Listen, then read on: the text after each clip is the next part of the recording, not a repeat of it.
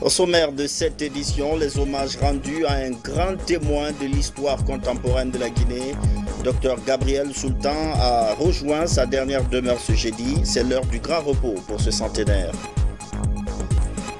L'Assemblée générale des Nations Unies, la 73e session, a abordé des questions environnementales et de sécurité des peuples. La rencontre propose une réponse collective à ces deux préoccupations. Le point tout à l'heure avec notre correspondante à New York. En 60 ans, la Guinée a évolué. Chaque génération a imprimé sa cadence de changement à l'histoire du pays. Ce soir, focus sur les mutations sociales de 1958 à 2018. Les Guinéens au fil du temps, c'est dans cette édition. Bonsoir. La Guinée, à moins d'une semaine de la célébration du 2 octobre, des dispositions sont en train d'être prises pour la célébration de cette 60e fête nationale. Le sujet s'est même invité ce matin au Conseil ordinaire des ministres. Compte rendu, Bernard Tonguino et Mohamed Sankon. Ils sont au complet pour la reprise des sessions ordinaires du Conseil des ministres après plusieurs semaines de congé. Ce jeudi, les membres du gouvernement se sont largement penchés sur l'organisation des festivités des 60 ans d'indépendance de la Guinée. Des festivités dont le chef de l'État apprécie les préparatifs.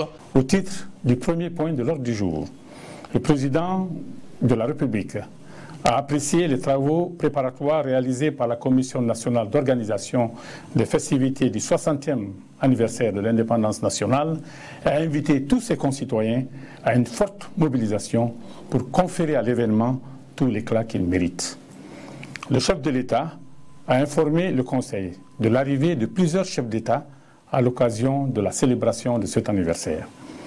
Le président de la République a donné des instructions pour une bonne organisation des festivités dans l'ensemble des préfectures du pays afin de faire participer toutes les couches socio-professionnelles de la population à la célébration de cet anniversaire. Sur l'organisation de la fête de l'indépendance, le ministre de l'administration du territoire, président de la commission d'organisation, a exposé sur les dispositions prises pour la réussite de la fête nationale. Des dispositions qui impliquent l'ensemble des membres du gouvernement. Au titre des projets de décret, un seul a été présenté ce jeudi à Sékou-Touré, celui du ministre de l'économie et des finances. La proposition porte sur la modification de la loi relative à la gouvernance financière des sociétés et établissements publics en République de Guinée. Le ministre a indiqué que ce projet de décret d'application a pour objectif de compléter ce cadre normatif et de préciser les principales dispositions de la loi pour faciliter sa mise en œuvre. Il est proposé par ailleurs que ce soit le ministre qui assure la tutelle technique, qui porte la politique publique dans laquelle s'inscrit l'organisme qui exprime la position de l'État au sein des conseils d'administration. Le projet de décret rappelle que tout organisme public est placé sous la tutelle d'un ministre qui assure la tutelle technique et que cette tutelle est désignée dans le décret qui autorise la création de l'organisme public ainsi que le niveau de la prise de participation majoritaire de l'État dans une société anonyme. Avant de lever la séance, le président de la République a partagé avec les membres du gouvernement quelques informations sur l'actualité africaine et internationale. Et pour parler de cette célébration, la commission d'organisation a tenu sa 3e réunion ordinaire. L'ordre du jour portait sur les comptes rendus des différentes sous-commissions. À date, certaines informations sont disponibles, notamment les réponses à certaines invitations, la mobilisation ou encore la sécurité. À côté, il y a tous ces travaux engagés au stade du 28 septembre et les répétitions pour le défilé à superviser dès demain. Un grand symposium ce jeudi en hommage à l'illustre médecin Dr Gabriel Sultan. Il est décédé il y a une semaine à 102 ans. Ce grand témoin de l'histoire contemporaine de la Guinée était aussi membre fondateur du Lions Club international en Afrique. Le président Alpha Condé a pris part à cette cérémonie d'adieu. Mohamed Lamine Souma.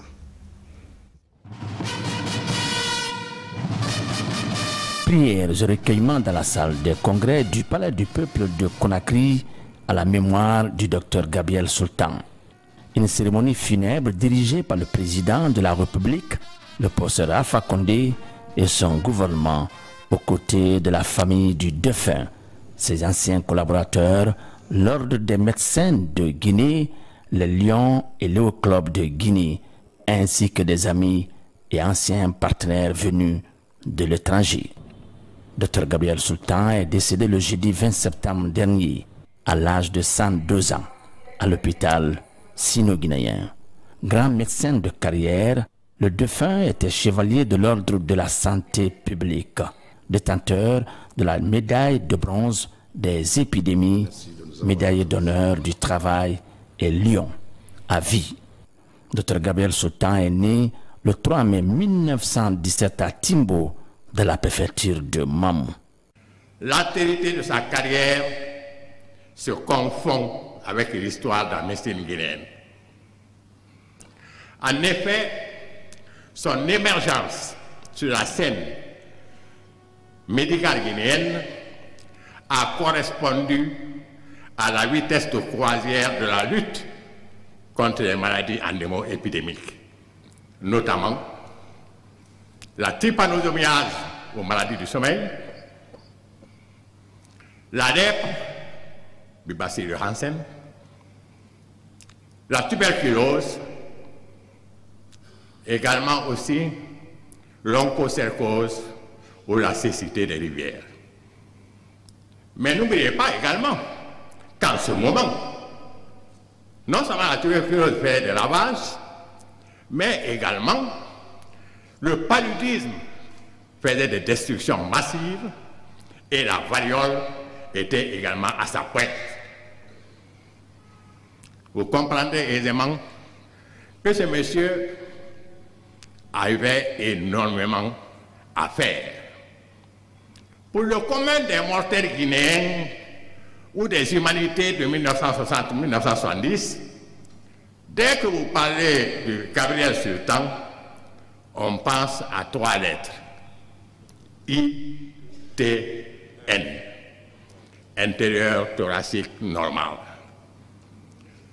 Ce ITN venait de la radioscopie systématique qu'il faisait pour tous les préscolaires avant leur inscription à l'école pour le dépistage des maladies infectieuses pulmonaires.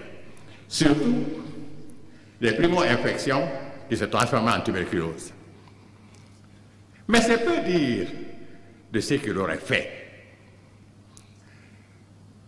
Dr Gabriel Sultan a été à la base, lors du plan triennal, du renforcement de tous les centres de trypanosomiase de léproserie à travers ce pays. Et c'est lui qui formait des agents sanitaires qui passaient de concession en concession, de famille en famille, pour l'assainissement. Et gare à vous si on trouvait des gîtes d'alvéaires. Et ce sont eux qui pulvérisaient dans toutes les concessions. Admis à la retraite en 1980, feu Dr Gabriel Sultan est pionnier des Lions et Léo Club en Guinée. C'était, et oui, c'était, ainsi va la vie. Dimanche 9 septembre dernier, notre lion à vie, Dr Gabriel Sultan, nous recevait à son domicile lors de la visite officielle du gouverneur du district 403 A1. Avec une lucidité surprenante, une sérénité acquise par la sagesse résultant des différents exercices pour dompter le temps, il nous donnait des conseils sur le partage, l'amitié, l'amour et l'humilité, qui du reste symbolise cette belle fleur rare qui pousse sur les hauteurs de Fouta Djallon, dont l'essence très prisée entre dans la composition de parfums non moins prestigieux, Karo Karoundé.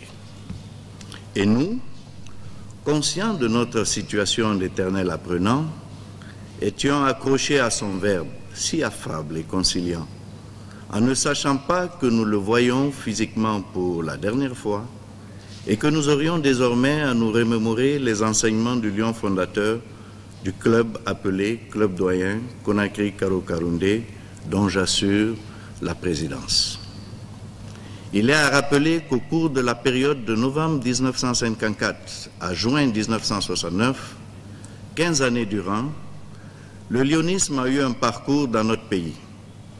Et ce sont les lions guinéens qui ont parrainé le club Dakar Baobab en 1957. Ensuite, la seconde vie de ce mouvement en Guinée fut concrétisée en 1986 par la remise de la charte du club doyen Conakry-Kaoundé avec pour président fondateur Dr Gabriel Sultan. Du haut de ses 102 ans de vie sociale et professionnelle bien remplie, sa famille biologique, fils, petit-fils et arrière-petit-fils, retiennent du défunt un rassembleur très rigoureux sur les principes de la bonne éducation et de l'humanisme. Durant toute sa vie, notre père, grand-père, arrière-grand-père a été un modèle d'humilité, de service et de générosité. Les marques de sympathie et la mobilisation des plus hautes autorités, et en premier lieu, Monsieur le chef de l'État, des citoyens, des voisins, des étrangers, du système de santé et du lionisme sont la preuve éloquente qu'il a su toucher les vies et marquer les esprits, car il traitait tout le monde sur le même pied d'égalité. Grand-père a fait preuve de détermination farouche et est resté actif et autonome jusqu'à son dernier souffle, bien qu'ayant été mis à la retraite officiellement depuis décembre 1980. Il restait dans le temps. À 98 ans, il surfait sur Internet et envoyait des emails. Jusqu'à la fin de sa vie, il a tapé lui-même ses mémoires sur son ordinateur. Au nombre des allocutions à sa mémoire, on retiendra celui du doyen Mamadou Bakaba, ex-ministre de la Santé et ancien collaborateur, et celui du doyen Bureau Kanté, compagnon de l'indépendance, des doyens que le président Alpha Condé, chef de l'État, a tenu à raccompagner de la descente des escaliers à leur fauteuil, témoignant ainsi son respect pour les aînés. En son nom, le ministre d'État Kiridi Bangoura, ministre secrétaire général à la présidence de la République et porte-parole de la présidence, a prononcé un discours émouvant. Monsieur le Président de la République nous a autorisé à son nom, au nom du gouvernement de la République de Guinée, de dire quelques mots. Quelques mots qui sont la suite d'un dialogue ininterrompu qu'il a personnellement, filialement, entretenu avec le doyen, notre vénéré docteur Gabriel Sultan. Les membres de la famille ne seront pas étonnés que je rappelle qu'à chaque anniversaire de notre vénérable doyen, le président a toujours exigé la présidence du comité d'organisation. Il a toujours exigé d'Albert, de Jackie, de Tanti Didi, de toute la famille, que rien ne se passe autour et pour le doyen sans qu'il soit au courant. Que ce soit les ennuis de santé, les moments plus joyeux comme l'anniversaire et la dure épreuve qu'a été la perte de Tanti Mariama Sultan, qui en partant a laissé son compagnon de toujours. Monsieur le Président de la République, informé très tôt par le ministre d'État Ba Ousmane du décès, a demandé à son ministre d'État, conseiller spécial Ba Ousmane, de tout abandonner et de rester auprès de la famille et de le représenter à toutes les étapes de la préparation et de la réalisation de tous les événements que nous devons à notre illustre disparu. Je voulais donc, malgré que sa modestie en souffre, rappeler ici qu'il fait partie de la famille et qu'il est le premier des fils, au premier rang, qui a été touché durement par l'épreuve que nous traversons. Je me souviens, en 2010, en pleine campagne, de temps en temps, le professeur nous disait « Je vais aller voir le doyen Sultan, je reviens ». Qu'est-ce qu'il y ait peut-être les deux hommes, l'amour de la Guinée, une certaine idée de l'humanité, parce que tous, nous retenons du doyen Sultan, pas le médecin, mais l'humaniste, celui qui avait de la bienveillance, qui avait un amour farouche pour son pays, qu'il y avait une forme de nationalisme que nous tendons à perdre de plus en plus, et je crois que les deux fondaient leur relation de fils et de père autour de cet amour partagé pour la Guinée. Monsieur le Président de la République s'est interrogé avec tout ce qu'il a fait pour la Guinée. Il a demandé au Premier ministre, il m'a demandé, il a demandé à d'autres collaborateurs, quel est le niveau de la décoration que la Guinée lui a accordée. On s'est rendu compte que c'est vrai, il a été décoré dans le domaine de la santé publique. On s'est rendu compte, et c'est son effort, il a été compagnon de l'indépendance. Le président a ainsi décidé qu'il va l'élever au grade le plus élevé de l'ordre national du mérite en Guinée. Il a fait Dr Gabriel Sultan, grand officier de l'ordre national du mérite à titre posthume. Dr Gabriel Sultan, faut-il le rappeler, est le défunt père des anciens ministres Jean-Claude et Jacqueline Sultan. Il a rejoint sa dernière demeure ce jeudi 27 septembre 2018 après avoir reçu des prières à la grande mosquée Faisal de Conakry. Paix à l'âme de l'illustre disparu. Amen. Éducation, plus de 11 000 fictifs détectés au sein du personnel enseignant. Ils sont tout de même payés par le budget national. Pour mettre fin à cette saignée financière, le ministère de la fonction publique lance une opération d'assainissement du fichier. Les précisions avec Bernard Tonguino. À 6 jours de l'ouverture des classes, les résultats de la nouvelle opération de recensement et d'identification physique du personnel enseignant sont publiés. Cette autre opération pilotée par le ministère de l'Administration du Territoire sur instruction de la présidence de la République vise à assainir la liste du personnel enseignant inscrit sur le fichier de la fonction publique. Nous, de notre côté, ministère en charge de la fonction publique, avec les structures compétentes, notamment l'inspection générale de l'administration publique, nous avions mis en place un dispositif.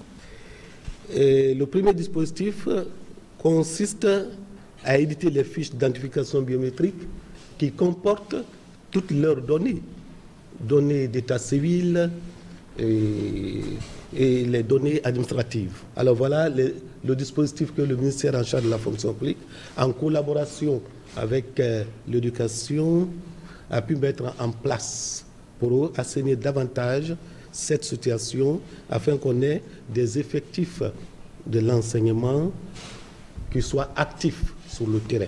Au cours de cette conférence de presse conjointement animée par le ministre de l'Éducation nationale, la fonction publique et le conseiller chargé de l'éducation à la présidence de la République, des chiffres obtenus du recensement sont diffusés.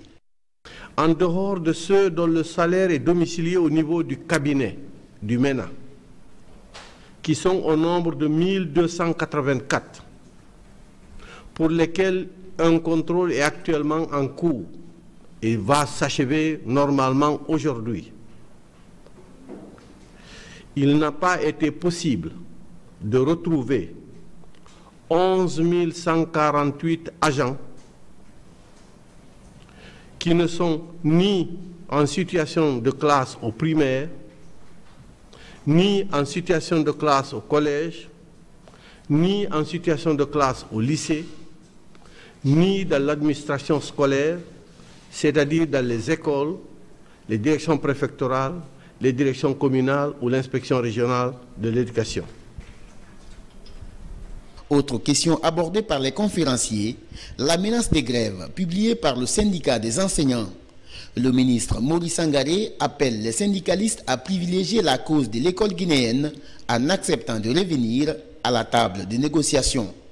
Notre école ne peut pas avoir de qualité si notre gouvernance n'est caractérisée que par des perturbations. Les perturbations ne peuvent pas nous amener à améliorer les performances que nous recherchons. Parce que ces performances ont des exigences. Tant qu'elles ne seront pas satisfaites, grève ou pas grève, nous ne pourrons pas avancer. Donc je compte sur vous. Je compte sur tous les parents d'élèves de laisser les élèves venir à l'école et je demande à tous les enseignants d'accepter le 3 octobre à 8 h d'être en classe pour le démarrage des cours. L'ouverture des classes est maintenue pour le 3 octobre et l'opération de recensement se poursuit pour identifier les 11 148 enseignants encore non retrouvés. Par rapport à cette opération, le gouvernement de la République de Guinée porte à la connaissance du public que dans le cadre de l'assainissement du fichier des enseignants des 3 secteurs de l'éducation, une mission d'identification des personnels de l'éducation à leur poste de travail a été menée au courant du mois de mars à mai 2018. Au terme de cette opération, 11 148 personnes n'ont pas été identifiées à leur poste de travail. Pour permettre aux intéressés de justifier leur situation, une procédure de paiement manuel des salaires du mois de septembre 2018 est mise en place auprès des comptables billetteurs des 3 départements ministériels de l'éducation, des inspections régionales de l'éducation, des directions préfectorales et communales de l'éducation et des délégués sous-préfectoraux de l'éducation, des directions générales de l'enseignement technique et de la formation professionnelle, des rectorats des universités, des directions générales des institutions d'enseignement supérieur et de la recherche scientifique. Le gouvernement demande aux autorités de ces différentes structures de bien vouloir inviter toutes les personnes concernées par cette mesure à se présenter dès le vendredi 28 septembre 2018 à leur comptable billetteur pour percevoir leur salaire du mois de septembre 2018. Pour le gouvernement, le ministre de l'Éducation nationale et de l'alphabétisation. C'est parti pour les travaux du Conseil économique et social. Cette deuxième session ordinaire va étudier 2 grandes thématiques, la promotion du monde rural et l'accompagnement de certaines activités économiques. Explication, Yaya Silla. C'est par une minute de silence à la mémoire des proches disparus pendant l'intervalle entre ces 2 sessions que le Conseil économique et social a ouvert ses travaux de la 2e session. Une session qui se planche sur 2 thématiques, à savoir la promotion des actions du développement économique en Guinée, la promotion des petites et moyennes entreprises, mais également la création des champions nationaux. C'est encore renforcer les recherches et les études sur un sujet brûlant de notre pays aujourd'hui qui concerne la création des champions en matière de promotion des petites et moyennes entreprises. À côté de ceci, il va y avoir d'autres occupations, d'autres activités ponctuelles qui vont intervenir au cours des différentes plénières et des travaux des commissions du Conseil économique et social de Guinée. Le Conseil économique et social se réjouit du partenariat scellé ou entamé avec plusieurs organisations et institutions internationales. Il s'agit notamment de l'Agence française de développement et du Rotary Club international. Agarabiatou Serra Diallo se préoccupe du climat de tension en Guinée et l'invite à la retenue. Depuis le 1er juillet 2018, notre pays connaît des remous sociaux qui inquiètent tous les Guinéens.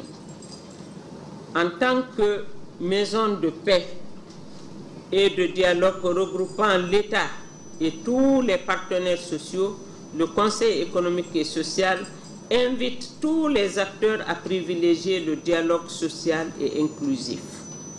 Car sans la paix, il n'y a pas de développement. La 2e session de l'Assemblée ordinaire du Conseil économique et social va durer 60 jours. Le ministère de la Justice vient de rendre public un communiqué de presse relatif aux avancées dans le traitement du dossier des événements douloureux du 28 septembre 2019.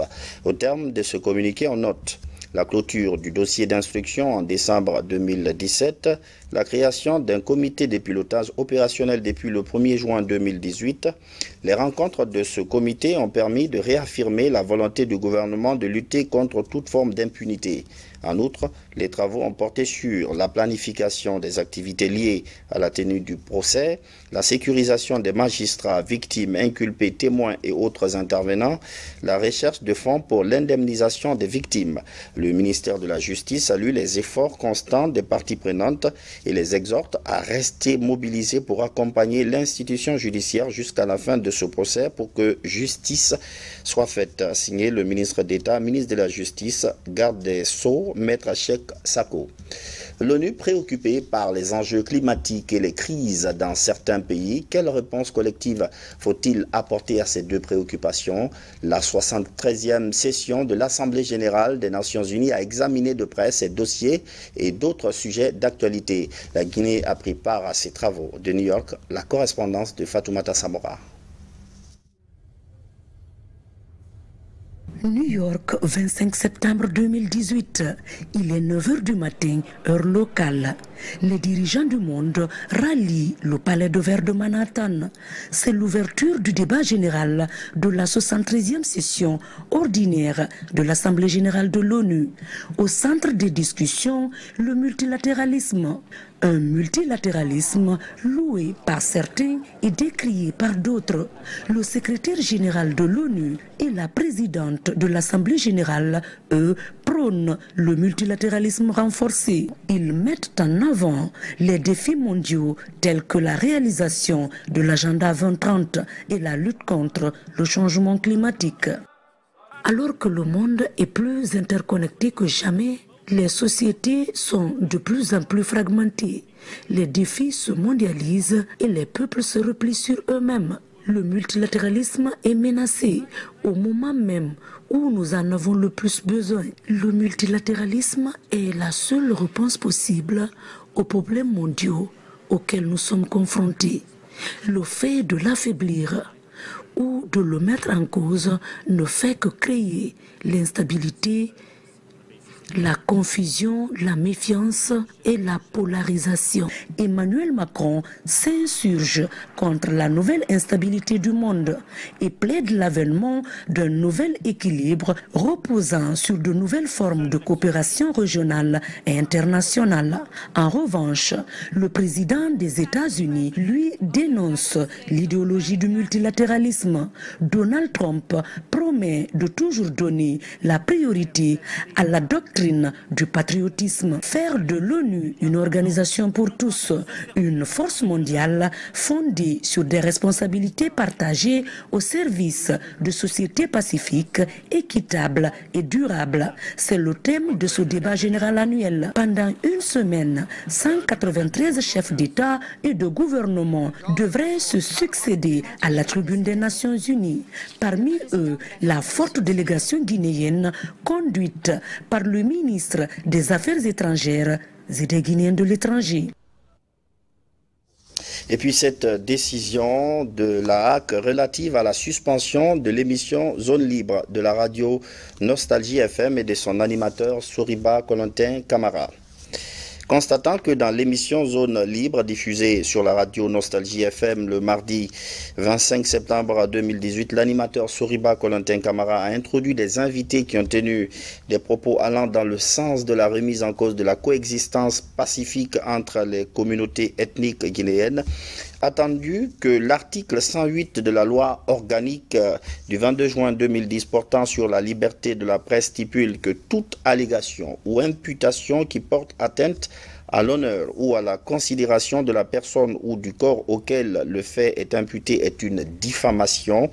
Attendu que les allégations contenues dans l'émission incriminée constituent une discrimination ethnique, un acte de propagande régionaliste, une atteinte à l'intégrité du territoire national de la République, attendu qu'au cours de son audition en plénière à la Haute Autorité de la Communication le mercredi 26 septembre 2018, M. Ajar Souel Ajar, directeur général de la radio Nostalgie FM, n'a pu justifier le choix et l'angle du traitement réservé à l'émission incriminée, attendu que la Haute Autorité de la Communication, selon les articles 2, 3 et 4 de la loi organique du 22 juin 2010, veille entre autres au respect de l'éthique et de la déontologie, attendu que, eu égard à ce qui précède, la Haute Autorité de la Communication, conformément à la loi, se doit de prendre des mesures appropriée à l'encontre de la radio Nostalgie FM, la haute autorité de la communication réunie en séance plénière, après avoir écouté la dite émission et le directeur général de la radio Nostalgie FM,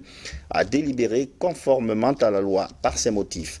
Déclare que la radio Nostalgie FM a enfreint les dispositions de la Constitution dans ses articles 4, 5 et 6, les dispositions de la loi du 22 juin 2010 portant sur la liberté de presse, notamment les articles 107 et 108, et violer les règles et principes de l'éthique et la déontologie de la profession. En conséquence, la HAC condamne avec fermeté les propos violents tenus par les invités à l'émission Zone Libre sur la radio Nostalgie. Rappelle aux médias qu'ils ne doivent pas cautionner l'apologie de propos incitant à la haine, à la division et à l'affaiblissement des institutions de la République. Déclare la suspension de l'animateur Soriba Colentin Camara de l'exercice du métier pendant 1 mois, allant du 28 septembre au 27 octobre 2018 dans toutes les entreprises de presse exerçant en République de Guinée, ordonne la suspension de l'émission Zone Libre de la radio Nostalgie pour une durée de 7 jours allant du 28 septembre au 4 octobre 2018 inclusivement, ordonne la notification de la présente décision au directeur général de la radio Nostalgie FM, aux associations de presse et sa publication au journal officiel de la République. Signé la présidente Madame Martine Condé. La mise en place d'un système de management environnemental, les responsables du service qualité veulent réduire les agressions contre Mère Nature. Ils vont mettre en pratique une nouvelle démarche pour lutter contre la pollution venant des entreprises publiques et privées. Algassi Mobar. Le respect des normes environnementales par les entreprises reste une préoccupation dans l'espace CEDEAO. Cela demande beaucoup d'efforts afin que la pollution soit maîtrisée. Un souci qui anime l'Institut guinéen de normalisation et de métrologie.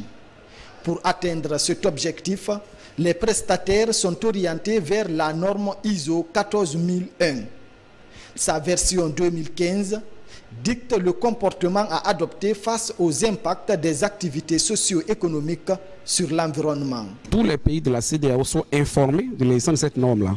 Et de manière particulière, il y a certaines structures privées qui l'ont déjà implémentée à leur niveau. Donc, actuellement, nous sommes au niveau de l'information et de la formation. Et puis après, on va sensibiliser le maximum d'entreprises à pouvoir adhérer à cette norme-là. L'objectif, c'est pour renforcer les disponibilités d'expertise en management de la qualité au niveau de la sous-région. De manière spécifique, il s'agira de former des personnes ressources aux exigences de cette norme. En Afrique de l'Ouest, ce combat est mené sur 2 fronts. À l'échelle nationale, chaque pays tente de satisfaire les exigences environnementales de la dite norme. Ensuite, le combat pour l'harmonisation des programmes nationaux par le système qualité de l'Afrique de l'Ouest. En cette période cruciale où le gouvernement guinéen cherche les voies et moyens pour lutter efficacement contre la dégradation de notre écosystème, tous les acteurs économiques, notamment les entreprises industrielles, doivent intégrer la vision sociétale et environnementale dans leur système de management afin de maintenir l'équilibre de notre environnement et de booster leur compétitivité sur le marché national, régional et international.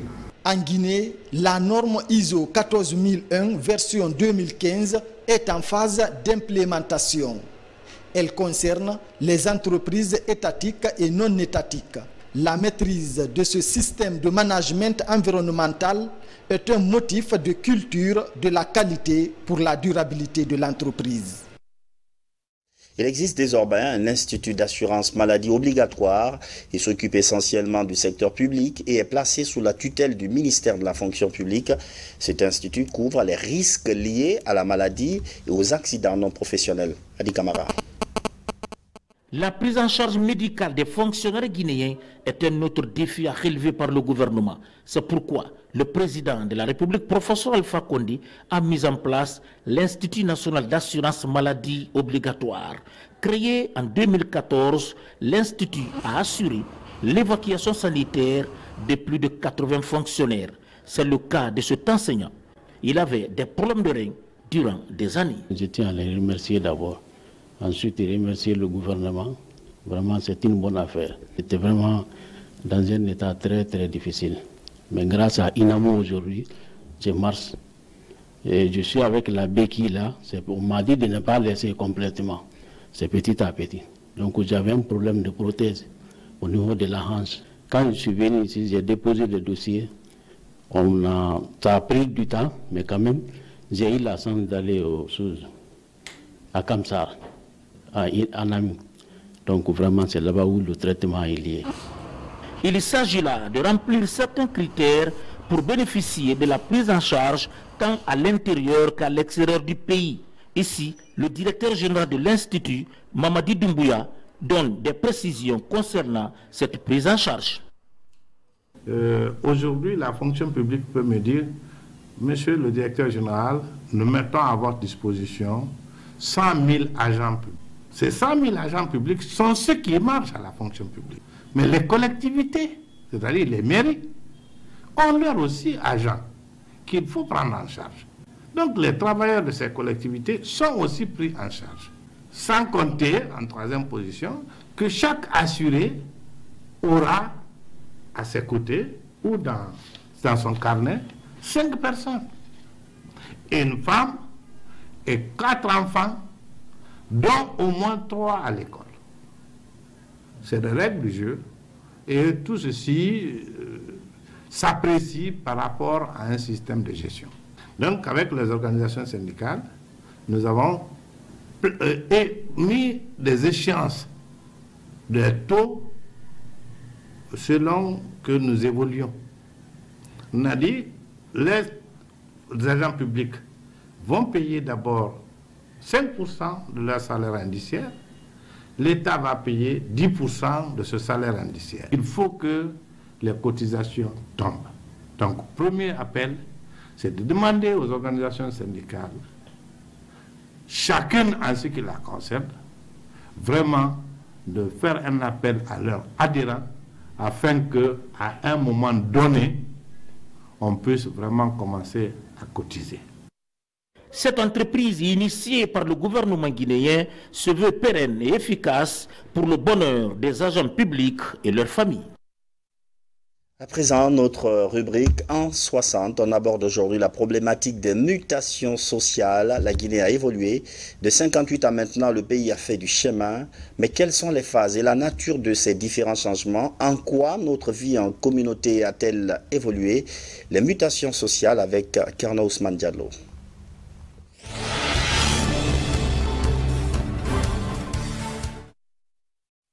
Deux images, deux époques différentes, un même pays. En 60 ans d'indépendance, ce ne sont pas que les images des villes guinéennes qui ont changé. Le mode de vie et de pensée connaît aussi des bouleversements, des mutations sociales inhérentes à l'évolution humaine. La société guinéenne de 2018 n'est pas la même que celle des premières années de l'indépendance et c'est au niveau de l'éducation sociale que les changements sont d'abord perceptibles. L'idée de l'enfant autrefois propriété commune de toute la communauté disparaît petit à petit aux grandes dames des conservateurs des valeurs traditionnelles et de certains intellectuels. Le temps passé, les vieux sages avaient la force sur les enfants. Tu n'osais pas un parent autrui. Non, tu ne l'oseras pas. Tu rencontres un parent sur la route, tu le connais, tu ne le connais pas, tu lui cèdes la route. Tu lui cèdes, tu vas encore, tu t'arrêtes. Tu n'oseras pas lui saluer en première position. Hein? C'est lui qui te salue. Il dit, toi, ça va? Qui est ton père? Tu fais ça poliment, tu dis ton père. Il dit, ah d'accord.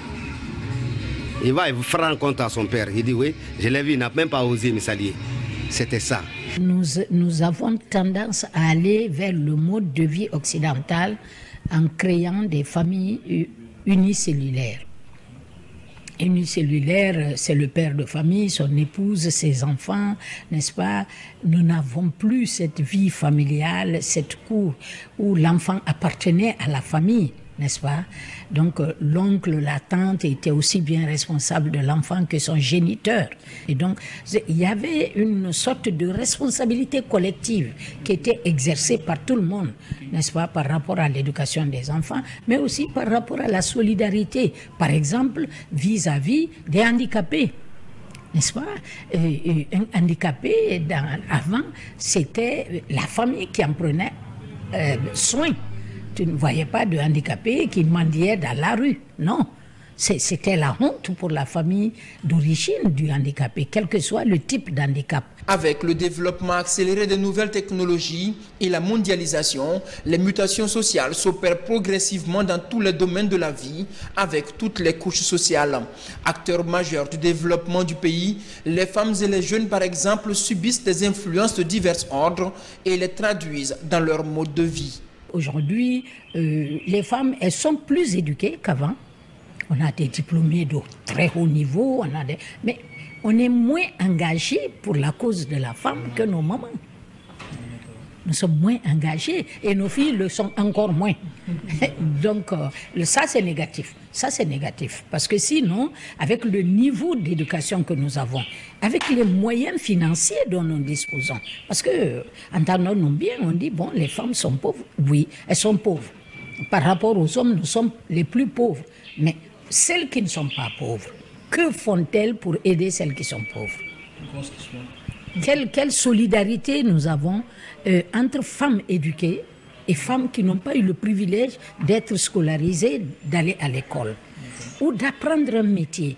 Qu'est-ce que nous faisons? Cette solidarité n'existe plus beaucoup. C'est chacun pour soi, Dieu pour tous. Et c'est dommage. Pour préserver les valeurs traditionnelles sur lesquelles s'est appuyée la société guinéenne des années 60 pour bâtir une nation solide, il devient urgent de mettre l'accent sur la promotion des cultures locales, elles aussi sous influence, le renforcement du sentiment patriotique et l'enseignement de l'histoire du pays. Avant, sous la Première République, on critique. Mais avant, en matière de football, on était parmi les meilleurs. Aujourd'hui, qu'est-ce qui nous fait vibrer? Quand on disait les ballets africains de la République de Guinée sont là, ou le ballet Djoliba de la République de Guinée est là, ça faisait vibrer les gens. Aujourd'hui, nous sommes fiers de quoi? Nous sommes fiers de quoi? L'Institut Polytechnique de Conakry, nous en étions fiers parce que plusieurs Africains qui sont aujourd'hui à la commande dans leur pays, le Burundi, le Rwanda, n'est-ce pas, la Guinée équatoriale, n'est-ce pas, les Seychelles, les Comores, sont les produits des enseignants guinéens. Les parents d'aujourd'hui doivent comprendre qu'ils ont eu une chance d'avoir une bonne éducation à travers les papas d'hier. Ils n'ont qu'à accepter de faire la transmission aux enfants. La célébration du 60e anniversaire de l'accession de la Guinée à l'indépendance va être un moment de réflexion sur le chemin parcouru jusque-là et sur les grandes idées à développer pour construire un État prospère. La prise en compte des mutations sociales dans ce débat va permettre de prévenir les fractures sociales pour réussir le pari d'un développement inclusif où les éléments fondamentaux de nos valeurs traditionnelles demeurent préservés parallèlement à l'ouverture au reste du monde. Total Guinée lance un nouveau produit. Il s'agit de la gamme Total Excellium, un type spécifique de carburant qui nettoie et protège le moteur pour le rendre plus performant. Le produit est déjà disponible dans les stations Total dans les deux versions, essence et gasoil, comme nous l'explique ce publi-reportage signé Maïmouna Bella Diallo. Un nouveau produit pour les engins roulants. Total Excellium est une gamme de carburant spécifique qui nettoie et protège les moteurs de véhicules. Mis sur le marché par l'entreprise Total Guinée, ce type de carburant permet aussi de rendre les automobiles plus performantes, plus économiques et moins polluantes. Total Excellium rentre dans la ligne de l'innovation qu'offre habituellement la société pétrolière à sa clientèle. Nous avons aujourd'hui au niveau de notre clientèle deux grosses préoccupations. La première, c'est d'abord consommer moins, donc avoir une facture énergétique qui se réduit. Et la deuxième, c'est ménager sa mécanique, avoir un moteur qui dure beaucoup plus longtemps. Nous avions ce produit disponible en Europe, en France, aux États-Unis, etc. Et nous l'amenons aujourd'hui en Guinée pour que les populations et le consommateur guinéen puissent bénéficier de cette innovation. C'est un produit plus performant. Pourquoi performant? Parce que lorsqu'on nettoie le moteur, on conserve et on préserve les performances du moteur dans la durée. Ce qui est très important également, c'est qu'on va polluer moins. Puisque lorsqu'on a un moteur qui est performant et qu'on diminue en plus les consommations, on réduit les émissions de polluants. Selon ses promoteurs, Total Excellium est compatible avec toutes sortes de véhicules diesel et essence. Le produit est déjà disponible dans toutes les stations-service Total de la capitale. L'intérieur du pays est également en train d'être approvisionné. Le prix de la nouvelle gamme de carburant reste le même. Le produit que nous présentons aujourd'hui est un produit qui est le résultat d'une recherche qui a fait toutes les étapes pour être confirmé aujourd'hui comme un produit de qualité. Depuis plusieurs années, la compagnie Total œuvre pour satisfaire ses clients. Grâce aux nombreuses innovations opérées par l'entreprise, Total Guinée est le leader de la distribution de produits pétroliers en Guinée. C'est la fin de cette édition d'information. Merci de votre fidélité à la télévision nationale. Demain, vous serez avec Maferin Camara pour la grande édition. Bonsoir.